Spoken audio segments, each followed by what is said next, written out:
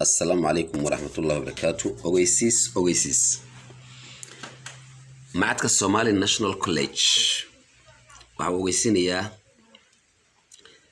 waxa uu soo kordhiyay bulshada jecel waxbarashada koorsooyin kala duwan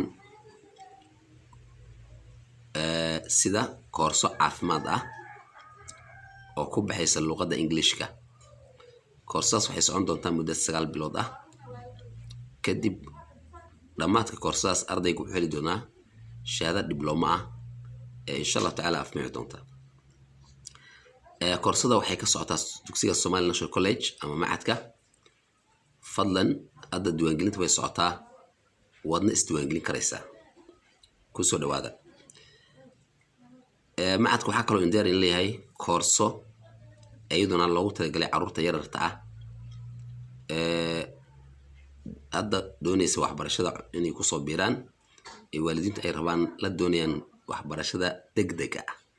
waxaan idin haynaa waxbarasho ama baridan degdeg ah ubadka yararka loogu talagalay si loo gaarsiiyo iskuulada nidaamiga ah.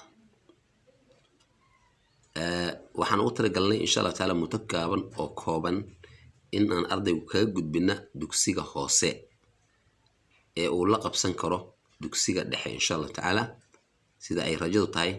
marka fadlan haddii aad dalaynayso waad inoogu imaan kartaa iskuulka macadka ama Somali National College la yiraahdo ku yaala Soomaali maana Bareera degmada Bareera ku yaala. insha Allah taala hadda diiwaangelintu way socotaa labada meeloodba caafimaadka iyo koorsada ciyaalka. insha Allah taala wuxuuba waa muddo gaaban san rajaynayno. insha Allah taala waad nagu soo biri kartaan ku soo dhawaada yaan laga buuxin soo gaar insha Allah taala. Assalamu alaykum warahmatullahi wabarakatuh.